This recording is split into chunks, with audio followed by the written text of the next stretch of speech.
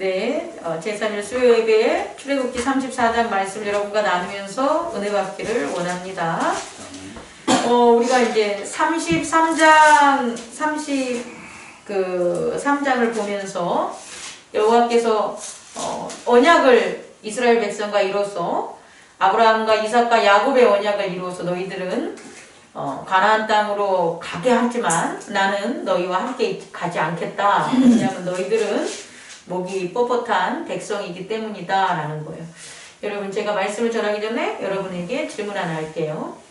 하나님께서 이스라엘 백성과 함께 아브라함의 언약은 이루어주겠다고 했지만 동행하진 않는다고 했잖아요. 동행하지 않는 이유가 뭐라고요? 그들이 목이 뻣뻣했기 때문이에요. 자, 그럼 질문입니다. 그들의 목의 뻣뻣함은 변할 수 있을까요? 그들의 목이 뻣뻣한 목이 뻣뻣하다는 것을 다시 말하면 교만하고 자기를 위하고 애굽에서 배웠던 그들의 경험과 지식과 그런 세상적인 것들이 지금 이스라엘인들이잖아요. 그리고 그들을 단 한마디로 얘기한다면 목이 뻣뻣한 백성이라고 했는데 그 목이 뻣뻣한 그가 변할 수 있을까요? 네. 어떻게 해요? 하나님의 은총을 받으면. 하나님의 은총을 받으면 목이 뻣뻣함을 변할 수 있다. 우선 저는 그 의견에 반대하지는 않고요. 조금 좀 차이를 둡니다. 그들이 맞아요. 하나님의 은총을 받으면 목이 뻣뻣함이 변할 수가 있는데 목이 빳빳함이 변해야지만 은총을 받는다는 거예요. 우리가 이 말이 참 선후관계가 좀 어려운데요. 목이 빳빳한 것을 변하게 하기 위해서는 은총을 받으면 되는데 은총을 받으려면 목이 빳빳해서는 안 된다는 거예요. 이게 마치 물과 기름 같은 거 아니겠습니까? 방법적으로는 가능해요. 하지만 실제적으로는 가능하지 않다는 걸 여러분에게 드리고 싶은 거예요. 그럼 이런 거예요. 내가 부모한테 효도하고 싶어. 그런데 나는 나를 위해서 살고 싶어. 그러면 우리가 생각할 때 나를 위해서도 살고 부모님한테도 효도하면서도 살아야지 라고 이론적으로는 가능은 한데 이게 안 이루어진다는 거예요. 프랙티스 실제적인 의미에서는. 다시 말해서 장로님과 여러분들의 의견처럼 목이 빳빳한 것을 교정하고 은총을 받으면 너무너무 좋은데 이 은총이라는 게 목이 빳빳하면 못 받는 거라는 거예요. 그래서 이론적으로는 가능한데 실제적으로는 이게 불가능하다. 실제적으로는 잘 안 되는 거다. 그래서 뭐가 필요하냐면요. 그래서 필요한 게 바로 계명이에요. 계명. 계명은요. 사람을 바꾸는 게 아니에요. 여러분, 계명을 잘 지킨다고 해서 그 사람의 죄의 속성이 없어지는 건 아니에요. 그는 여전히 이 땅에서는 자기를 위하고 싶고 이 땅의 경험과 지식과 물질과 삶을 좋아라 해요. 그런데 여전히 그런 게 있음에도 불구하고 그가 하나님께로 나아가게 하려고 그것들을 드러내지 않게 만드는 게 뭐냐면 계명이라는 거예요. 다시 말해 은총으로 나아가야 되는데 은총으로 나아가려면 목에 빳빳한 것을 없애야 되겠죠. 근데 목이 빳빳한 것은 없앨 수가 없어요. 그 목이 빳빳함으로 나타나는 죄는 없앨 수 있는 거예요. 목이 빳빳해서 죄를 져서 하나님과 함께하지 못했다면 목이 빳빳한 건 그대로 그들의 속성인데 계명을 줌으로 죄를 짓지 않게 하는 거예요. 그래서 죄를 짓지 않으니까 그들의 본성은 변하지 않아도 그들에겐 여전히 죄를 질 수 있는 죄성이 있음에도 불구하고 계명을 따르면 누구를 만날 수 있는 거예요? 하나님을 만날 수 있는 거예요. 그래서 하나님을 만나니까 이제 아까 여러분들이 말씀하신 것처럼 은총을 받게 되겠죠. 그 은총을 받음으로 계명을 지킴으로 은총을 받게 돼서 목이 빳빳함이 점점 이제 어떻게 된다? 변할 수가 있다는 거예요. 그러니까 중요한 것은요. 은총과 죄 사이에 바로 넘어가는 게 아니라 은총과 죄 사이에 무엇을 준다? 계명을 준다. 그 계명을 하나님께서 주신 이유를 오늘 우리가 찾았으면 좋겠습니다. 목이 빳빳한 백성이기 때문에 계명을 주는 거지. 목이 안 빳빳하고 순종하고 잘 따르는 백성이면 뭐하러 계명을 하나님께서 주셨겠어요? 자, 이제 첫 번째 여러분에게 드리고 싶은 것은 바로 34장에 나오는 돌판입니다. 이 돌판은요, 언약궤라고도 얘기할 수가 있죠. 돌판에는 언약이 있어요. 자, 다시 한번 여러분에게 말씀드리고 싶은 것은 이 돌판이 모세를 통해서 하나님께서 거기에 말씀을 적기 전에 하나님은 이들과 함께 있었을까요? 함께 하지 않았을까요? 애굽에서 출애굽했잖아요. 애굽에서 나오는 동안에 하나님이 함께 하셨어요. 뭐로요? 물기둥과 불기둥으로. 그런데 우리가 외연의 세계에서 생각하면 물기둥과 불기둥과 물기둥과 구름기둥과 그리고 모세를 통하여 하나님이 나타났어 라고 하면 하나님이 함께 하셔 라고 우리가 말해볼 수 있는데 정말 이스라엘 백성에게 하나님이 함께 하셨냐는 거예요. 좀 아이러니한데요. 우리 조금 이게 제가 설명하기 힘든 언어적인 상황인데 하나님은 분명히 물기둥과 구름기둥과 또 불기둥과 모세를 통하여 나타나셨어요.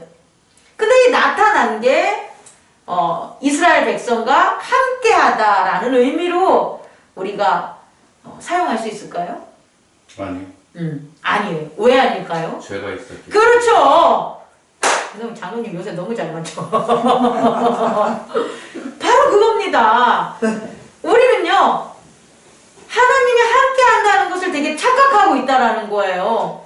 하나님이 어떠한 이른 비와 늦은 비를 주셔서 뭔가 음식이나 삶에 있어서 풍요를 주고 또 어떤 여러 가지 이제 뭐 예를 들어서 기적과 표적을 나타내면 하나님이 우리와 함께 하셔 막 이런 얘기를 해요. 우리 성도들 중에도요 저는 하나님이 때를 따라서 제가 하는 기도는 다 들어주고요 저는 정말 하나님이 저랑 함께 하는 것 같아요 이런 얘기를 해요. 근데 맞아요 하나님이 당신과 함께해요 라는 말을 못할 때가 있단 말이에요. 왜 못해요? 죄가 있기 때문이에요. 그렇다면 성경에서 말하는 하나님이 함께 한다는 것은 결국 모세와 같은 거예요. 모세와 같이 그의 얼굴을 대면하셔야 되는 게 함께 한다는 거예요. 예수 그리스도처럼 보좌 위에 함께 앉아 있어야지 함께 한다는 거예요. 그러면 얼굴을 대면하거나 보좌 위에 함께 하지 않는다는 것은 하나님 함께 한다고 말할 수가 없는 거예요.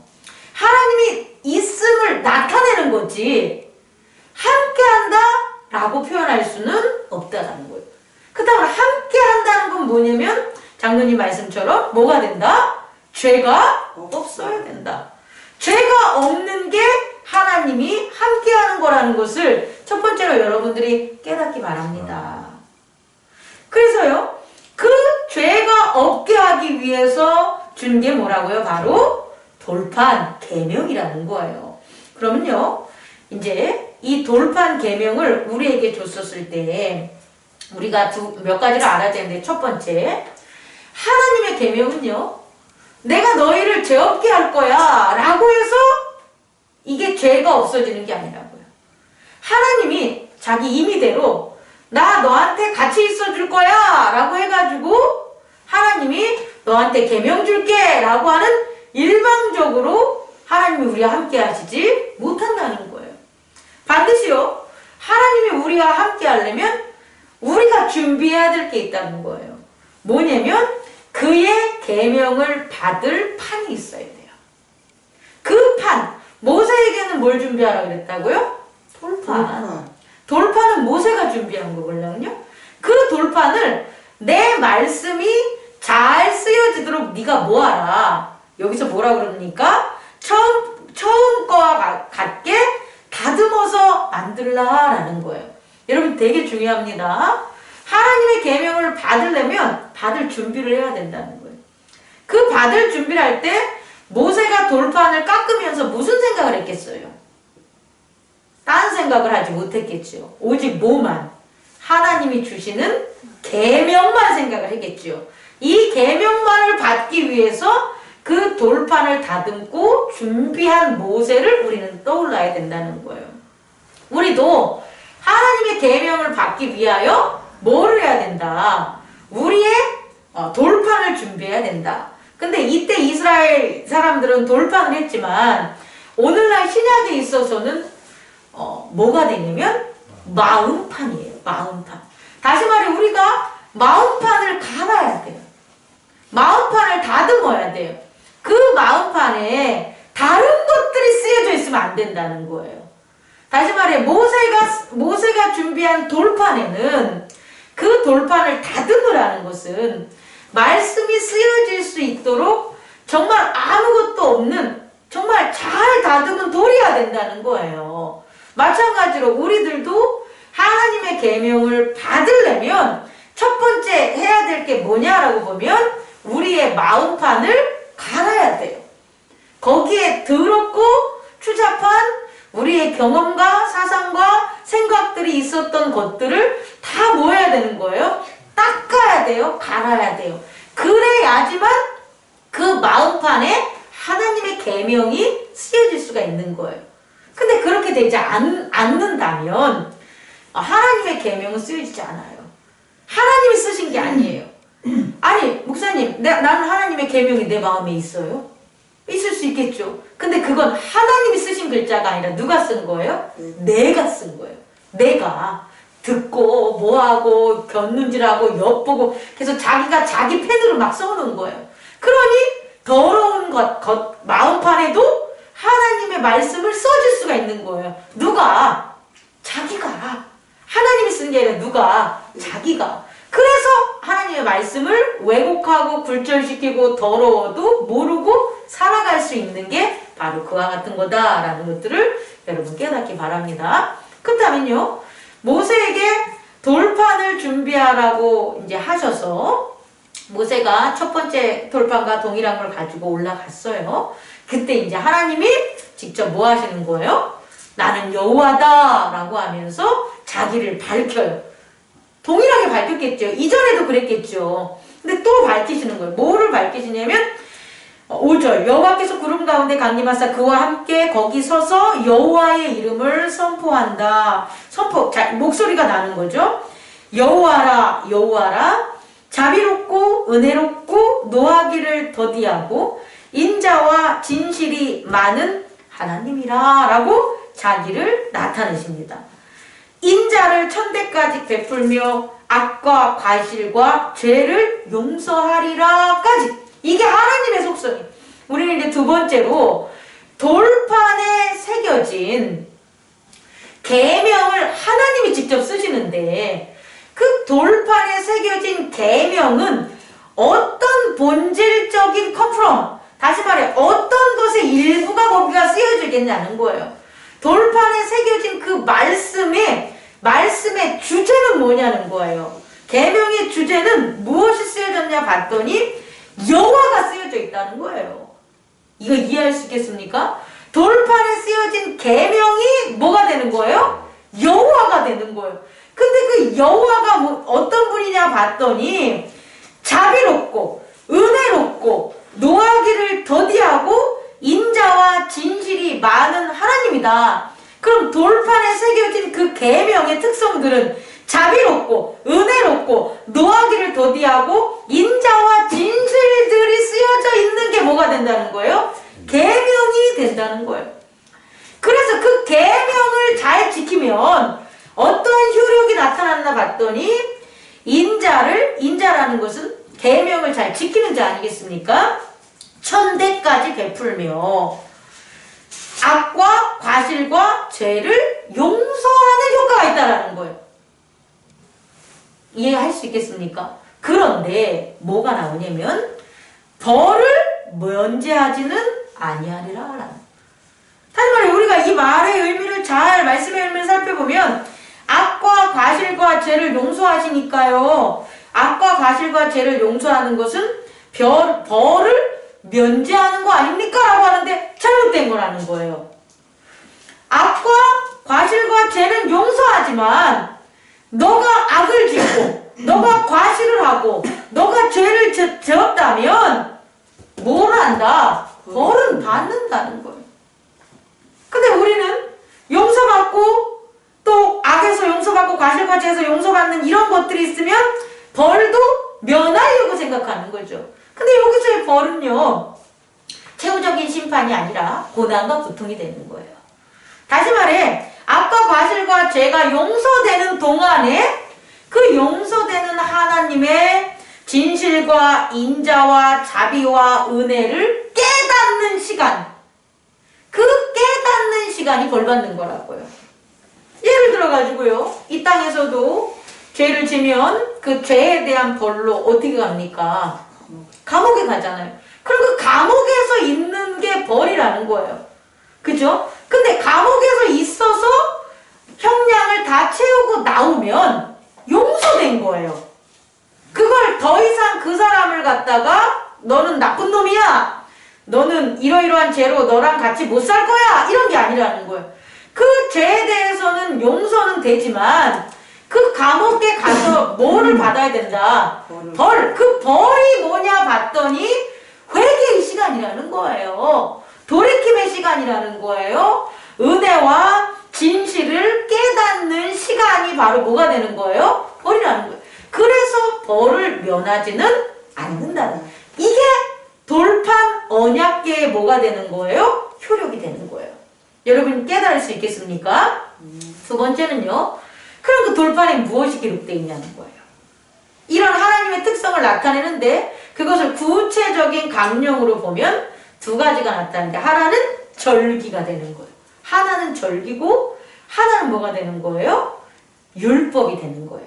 절기는 이스라엘들이 하나님이 너희와 같이 여태까지 이끌었던 것들, 함께 했었던, 여기서의 함께는 아까 말한 우리의 죄가 없음이 아니라 죄가 있음에도 불구하고 하나님이 나타내서 너희를 속량했다, 그 의미를 나타내 주는 게 절기가 되는 거죠. 그래서 크게 이스라엘의 절기, 유대의 절기를 하면 첫 번째는 유월절. 유월절이라는 것은 죽음에서 뭐 하는 거예요? 넘어갔다는 거예요. 다시 말해서 모든 악과 모든 것들을 심판했는데 너희들은 뭐 했다? 그 심판에서 피했다. 왜? 어린 양의 문설주의 피를 믿었기 때문에. 그래서 그 유월절이 첫 번째 절기고요. 그런데 이 유월절의 이 첫 번째 절기는 이스라엘의 농사적으로 보면 첫 번째 수확을 이른 수확을 이루는 시간이란 말이에요. 다시 말해 죄에서 넘어가면 반드시 뭐가 있다는 거예요? 열매, 수확, 은혜, 은총이 나타난다는 거예요. 그래서 그거를 기리라, 너희들의 이스라엘의 역사적으로 대대손손, 그게 유월절이에요. 그리고 6월절에서 50일이 지난 다음에 오순절을 지켜야 되는데요. 오순절은 그렇게 나왔던 그런 이스라엘 백성들에게 또다시 하나님께서 그들이 농사를 져가지고 하나님의 은혜로 음식을 먹는 그런 농사를 진 이제 그런 수확의 기절을 수확했을 때에 하나님께 드리는 절기로 오순절이 나타나요. 그리고요, 오순절이 지난 다음에 마지막으로 세 번째 3대 절기 중에 하는 게 뭐냐면 수장절, 지금 우리로 말하면 추수감사절. 이때는 밀이 아니라 포도, 감람나무, 이런 다른 열매들, 그 열매들을 갖다 거두는 시기를 갖다 해가지고 수장절을 줘요. 그래서 이스라엘의 절기에는 6월절 50일 지나고 오순절, 그리고 추수감사절로 하는 수장절을 지키는 거예요. 그럼 이때마다 내가 여러분들에게 말씀드리는 건 이때마다 뭐가 있다라는 거예요? 열매가 있다라는 거예요. 6월절에는 초태생, 다시 말해 첫 번째 하나님께서 열매를 줘서 그들에게 살아가게끔 하는 것들. 그리고 오순절에는 또 무르익은 그 곡식들을 갖다 밀들을 수확할 수 있는 시기에 있어서 하나님이 함께 했다는. 그리고 마지막으로는 수장절. 이때는 다른 과일들, 감나무, 포도나무, 이런 것들을 수확할 수 있는 시기라는 거예요. 그래서 이 절기마다 다 무엇을 하는 거냐? 하나님께 감사하는 거죠. 그들의 소출을 하나님께 감사하는 것을 이 절기로 세웠다는 거예요. 다시 말해, 생명의 어떤 풍요와 이끄는 모든 것들을 하나님이 이 땅에 있는 이스라엘 사람들에게 뭐 하겠다? 너희들이 직접 깨달을 수 있게 함께하는 그 절기를 줬다는 거예요. 두 번째는 거기에 뭐가 있냐 보면 율법이 있는데요. 율법은 이스라엘 공동체인 사람들이 지키며 살아갈 수 있는 구체적인 법들이 나타나 있는 것들이 율법이 되는 거예요. 근데 그 율법의 근간은 뭐냐 봤더니 안식일이에요. 다시 말해 주님의 날, 주님의 시간, 이 시간에 너희들이 어떻게 하나님께 나아가서 제사 지내고 너희들이 공공의 법과 하나님의 백성으로서 거룩하게 살아갈 수 있는 것들을 갖다 어떻게 하는 겁니까? 이것들을 나타내는 거예요. 그래서요, 이 돌판에 쓰여져 있는 하나의 절기와 그 다음에 안식일을 중심으로 한 율법의 특성을 나타내면, 절기는 사실상 하나님께서 24절을 보면 이렇게 나와 있어요. 매년 3번씩 여호와 내 하나님을 뵈려고 올 때에 아무도 내 땅을 탐하지 못하게 하리라 라고 하는 것은 하나님이 그의 기업, 이스라엘의 기업 지경을 뭐 하겠다는 거예요? 지키겠다는, 뭐로부터? 외부로부터, 이방인으로부터 지키겠다는 걸 나타내는 게 절기.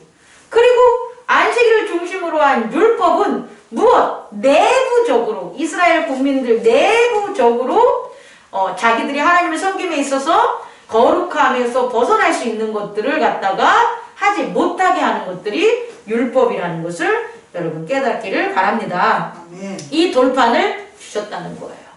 내용들이 이제 쭉쭉 나오겠죠. 그럼 이제 우리에게, 오늘날 우리에게도 예수 그리스도께서 당연히 마음판을 통해서 그의 뭘 주셨다는 거예요? 율법을 주셨다는 거예요. 그걸 나가기 전에 제가 잠깐 여러분과 이제 편하게 말씀을 드리면, 그런데 이 유대인의 이 절기가 그리고 율법이 쓰여져 있는 이 돌판 언약궤는 두 가지 제약점이 있어요. 하나는 돌에 쓰여져 있다는 거예요. 그래서 뭐 할 수가 있어요? 유실될 수가 있다는 거예요. 다시 말해 돌판이 분한당할 수가 있어요. 없어질 수가 있어요. 또 하나는 돌판이 깨질 수가 있어요. 이걸 우리는 살펴봐야 돼요. 이스라엘 자손들이 돌판을 빼앗겼어요. 언약궤를 빼앗겼어요. 언약궤가 없어졌어요.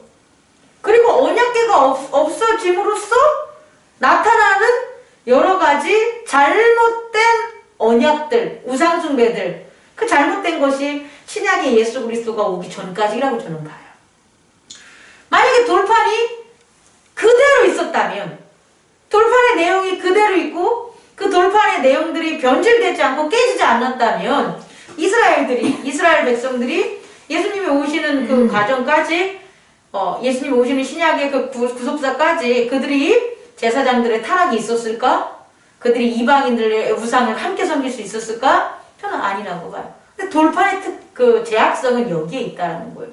두 번째는 이스라엘의 절기, 다시 말해 돌판에 쓰여진 절기가 유실되니까 뭐랄까 이건 안 좋은 거야, 이게 문제가 아니라 시대가 변함에 따라 이스라엘의 그 돌판에 쓰여진 그 언약이 이방인들에게 나옴에 따라서 제약성이 또 있다라는 거예요.